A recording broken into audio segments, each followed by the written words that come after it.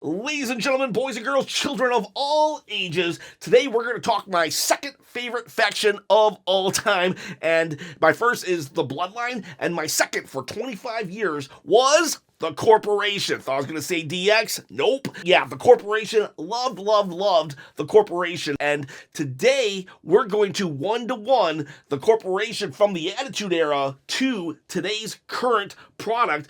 They were an Attitude Era faction that were designed to basically handpick the face of WWE. Vince McMahon, the owner of WWE, stepped into a character called Mr. McMahon. Mr. McMahon was a crazy maniac. It's me, Austin! It was me all along, Austin! Well, The Rock is basically Vince McMahon right now. The Rock is a complete lunatic, doing whatever he wants, abusing his power. You count, you're fired. You understand? You count, you're fired. Just abusing his power left and right, comes back, asks Cody for his soul. I want your soul. And when Cody says no, he picks a different corporate champion, someone who will play ball, and that's John Cena. Now, this won't be an exact one-to-one because John Cena in this situation is The Rock from 25 years ago. There are differences in that, The Rock was he was an up-and-comer. He had a full career ahead of him, while John Cena, it's his retirement year. So he's a down and goer? Yeah, but it's his retirement year. So it's not perfect. But it does look like we have an evil, tyrannical head of a faction, Mr. McMahon, The Rock, the current final boss Rock, with their own corporate champion being John Cena. But what about everybody else? Who could they be? I'm gonna pull from the main corporation, and we'll do who can that be in today's modern era. The first one we're gonna go with is Shane McMahon. Shane McMahon is Vince McMahon's son, right? In real life and on air. And Shane McMahon, well, there isn't exactly a one-to-one with Shane, so Shane McMahon is going to be split into two people, because Shane McMahon, he gets his power from nepotism. And who do we have on the roster right now that The Rock could give power to through nepotism? Ava on NXT. She is the GM. All we got to do is bring her over to the main roster, and there are rumors of her coming to the main roster, and whether or not you like her, whether or not you think that she can act good or bad, doesn't matter. In this scenario, she's a perfect candidate to be the offspring nepotism hire of the tyrannical leader, because, well, she's The Rock's biological daughter, and she's already in a position of power. Now, I know, personally speaking, I do not like her as an on-screen character because, she's really, she does act very, very poorly. However, I will say this. If she becomes a heel, there is opportunity. There is hope. Because if you remember, I don't know if you remember, Vicky Guerrero, when she first became an on-air character, she sucked. She was horrible, but when she turned heel, she became one of the best heel GMs of all time, garnering the most heat I've ever seen. Excuse me! Excuse me! Excuse me! I said excuse me! So I hope Ava becomes a great heel as well. And then we have Shane McMahon's other part of his personality, and that's his daredevil ism. Shane McMahon was a guy who shouldn't be as good as he was in the ring. He had no real training. He was a daredevil. He would do just these crazy things, and yet he would always be in some of the greatest matches, some of the greatest feuds. And he didn't have to wrestle all the time, but when he did, you knew it was going to be special, which was crazy because the dude's not a wrestler. And who do we got that description fits? Logan Paul. Logan Paul is a guy that doesn't wrestle a lot. He was not trained to be a wrestler. Does a lot of daredevilism stunts, and yet every match he's in is a banger. And when Logan Paul shows up, it's going to be a good match. Him and Shane McMahon as performers in the ring, very one-to-one, and then Ava could be the nepotism part of that aspect of his character. And why would all these other wrestlers be selling their soul to The Rock in order to join the corporate corporation if John Cena is going to be the corporate champion? Well, there are other championships in WWE like this U.S. title. Maybe Logan Paul wants to run it back and become the U.S. champion once again, just like you, boys and girls, can become the U.S. champion. But all you got to do is you just got to join the Chop Nation by being a subscriber. You got to subscribe to the channel, but don't forget, comment below. When you comment below, that enters you into the contest where at 20,000 subscribers on my quest to quit my day job, I'm going to give away a belt. I hit 20,000 subscribers, I pick a random comment from a random video, and, well, somebody can win. Already gave away 2 of these bad boys, and these are, you hear that? You hear that? That's not a toy. That's a replica. I will give this away. Comment below, subscribe to the channel, hit the bell notification, and give a thumbs up. Don't have to sell your soul. Just join the Chop Nation and comment. You can win a belt. Have other belts too if you don't want the U.S. title. Winged Eagle, Stone Cold Steve Austin, Stone Cold, Smoking Skull belt. A lot of belts for you to have. All right, so the next member. Big Boss Man was their enforcer. He was just a dude that just had blind loyalty to Vince McMahon and the corporation. He would do whatever. He was like a mercenary, but he was also very loyal to Vince, and he was evil. Let me tell you something. The Big Boss Man character is one of the most underrated evil personas of all time. In the Attitude Era, this dude, now this was after the corporation, but still, same dude, same character, same everything. This dude, literally, he put like chains, like chain rope around the Big Boss Man's dad's casket. That's right, he went to the Big Boss Man's dad's funeral. He wrapped it around with chains, and then he drove around the funeral, dragging the casket behind him with the Big Show on top. That's a sentence. That's a sentence that actually happened. And the Big Show fed El Snow's dog, Peppy, to him. He fed it to him. And then at one point he's like, "You just ate your dog." What's the matter with you, boy? Huh? Huh? You don't like the way pepper tastes? The Big Boss Man was a horrible person. And I think Bronson Reed, he could be that horrible person. Bronson Reed, when he was just trying to make a name for himself, he completely obliterated Seth Rollins. He would do anything just to garner the attention of the higher-ups to push him and push him and push him. And I think Bronson Reed has some Big Boss Man in him, and he can do some really horrible things to people while being able to back it up because of his size. He's even bigger than the Boss Man. So I think Bronson Reed as the enforcer would be an excellent choice. And yes, he's injured, I know, but he's gonna be coming back. And when he does, boom, right there. Because then he could just beat up people without having to be in the ring or having a match for a while. So this would be good for his healing process. Next up, let's do Ken Shamrock. Ken Shamrock was like the first UFC, was he? I think he was like the first UFC champion, but this was before the UFC became what it was. But anyways, he crosses over. His intensity and his ability in the ring definitely translated. I think Braun Breaker would be a great choice for this spot. Now, honestly, I also thought it could be Ilya Dragunov, but we're going to keep Ilya Dragunov off and give it to Braun Breaker. Braun Breaker, I believe, does have more personality than Ken Shamrock, but that said, I do still see similarities. You know, Braun Breaker is just super intense, very athletic, can go in the ring, can go on the mic, just do a lot of things. I could see him, you know, just a lot of confidence, just intensity. That's what Ken Shamrock and Braun Breaker bring. That just like those facial expressions are just intensity. And like, yeah, you want to hurt somebody, Vince McMahon would sick Ken Shamrock on them in the ring, and I could see that as well. If The Rock, the final boss, wants to hurt someone, Braun Breaker, go for it. Next up, this one's a stretch. This one, I'm going to admit, is kind of a stretch. Kane was actually part of the corporate for a while, and Kane, at that point, he was... He was the guy who had psychological scars, thinking that he was burned from head to toe.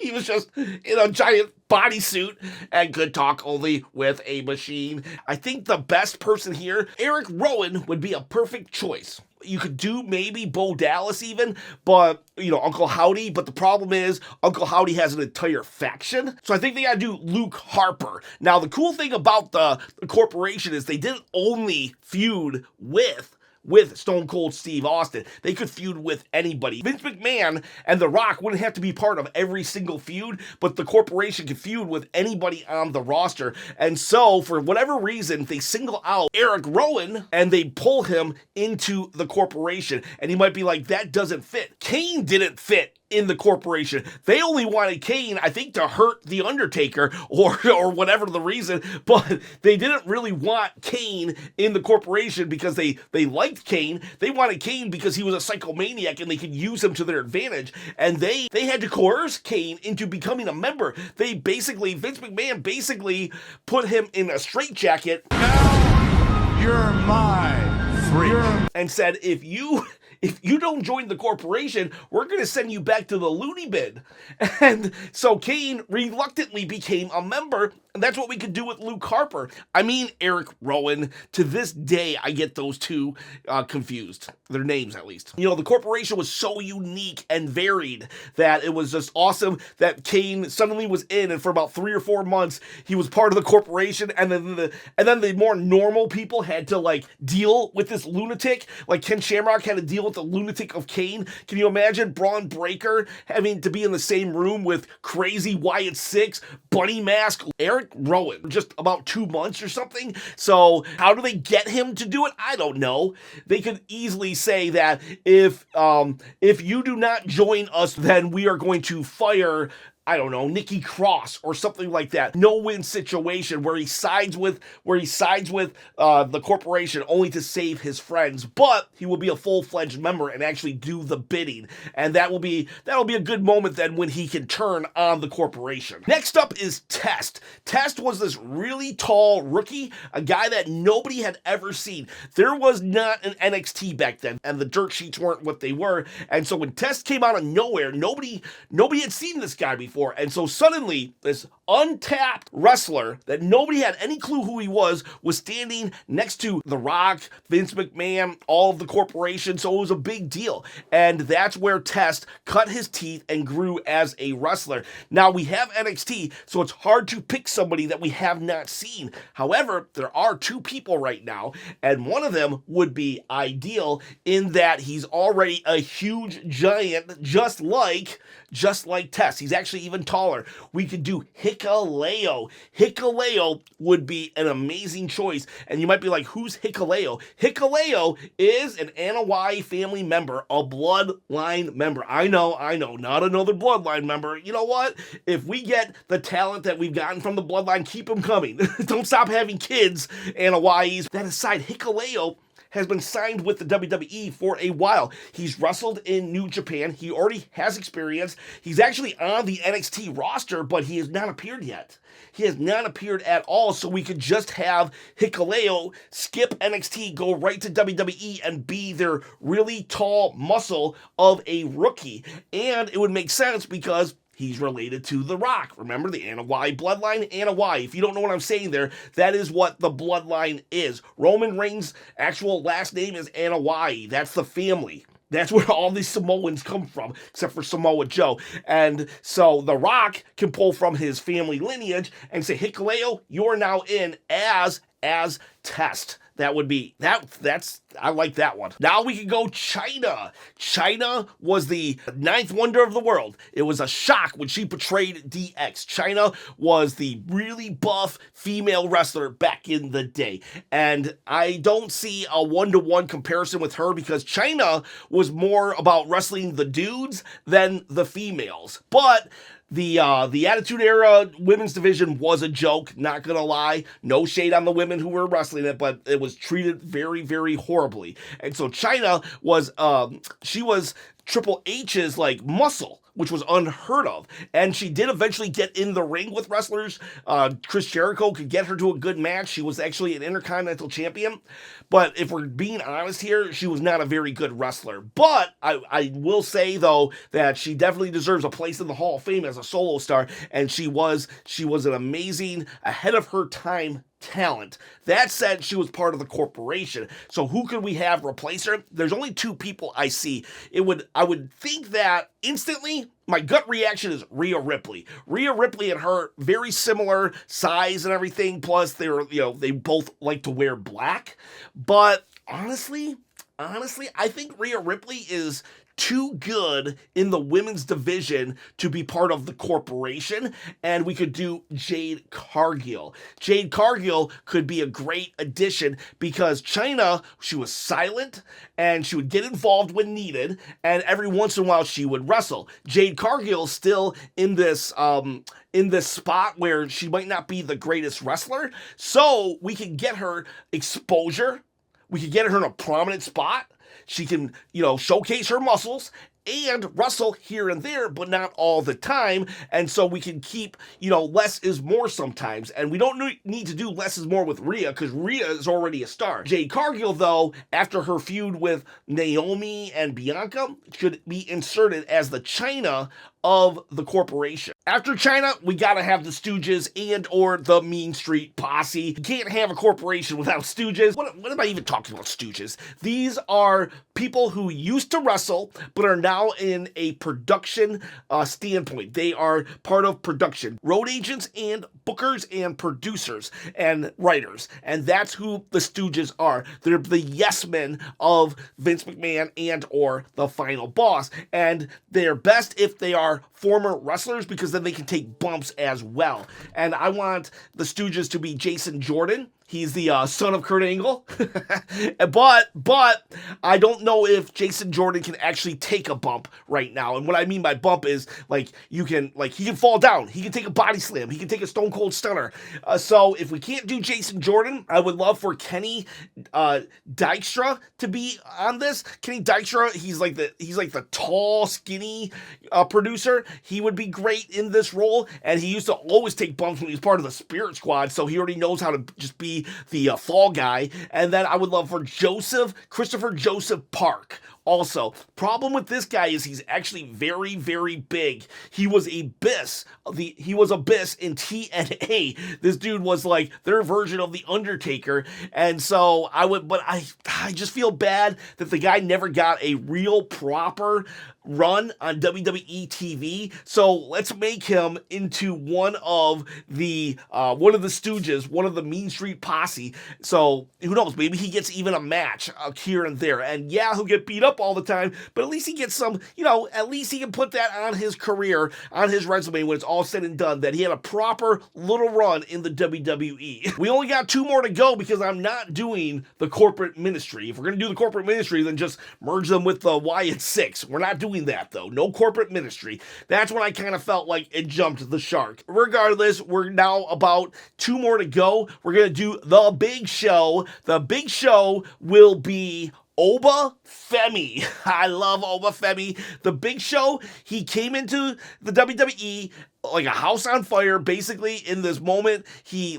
out of nowhere, the Big Show jumped ship from WCW and made a surprise shock appearance in WWE to throw Stone Cold Steve Austin into a cage so hard that he fell out of the cage and won. We could have a moment like that, and Oba Femi will, he shouldn't be in the corporation for very long because the Big Show wasn't either. He made so many mistakes in the beginning that Vince McMahon in the corporation got mad at him, and basically they had a falling out within 2 or 3 months, and the Big Show was on his own after that. I would like Oba Femi to come into this role as this big dude, and within a couple months, he feels like he's been disrespected enough that he's like, forget this, I'm the ruler, and he leaves the corporation. The corporation is just a way to get Oba Femi in the door of WWE real quick, maybe just 2 or 3 months, and then he says, no, Oba Femi will not handle this disrespect. You will not talk down to Oba Femi, and then he goes on his own, just like the Big Show. And it it'll be a shock appearance because he's in NXT right now. And our final member of the corporation is going to be the person who takes up Triple H's spot. Triple H in the time. So we're not talking Triple H now. We're not talking, the guy who points at everybody. We're talking Triple H from back in the day, the Attitude Era. He was the leader of DX, hugely popular faction, and then he turned heel and joined the most hated faction. It was at the tail end of the corporation as well, and I think as the corporation is coming to a close, we should have, just like Triple H joined at the end, we should have LA Knight, join at the end. And the reason for this is LA Knight will join the corporation after feuding with the corporation for a very long time. He eventually joins the corporation, gets the rub, gets the spotlight. John Cena, he goes away after a year. And that's where LA Knight's thinking that he could be. He's basically setting himself up for when John Cena retires. And maybe the corporation just completely dissolves, but just like Triple H just needed just a little bit of time in the corporation to elevate himself, LA Knight only needed just a little bit of time to elevate himself. Now that he's on his own because the corporation is no longer a thing, and LA Knight can be a heel, but a main event heel because he got the rub. And that's what a faction's all about. It should be about the main person while raising everybody else up. And that's what'll happen with LA Knight. So there you go. That is my 1-to-1 comparison with the corporation. No Ministry of Darkness, but if we had to, like I said, Wyatt 6, but please, just keep it corporation. Boys, girls, let me know in the comments below what you thought of my 1-to-1 comparison, and maybe a lot of you just never even saw the corporation, so you can't even let me know. You can just be like, I guess great job. That's fine. Hit I guess great job in the comments below as well. Have a great day.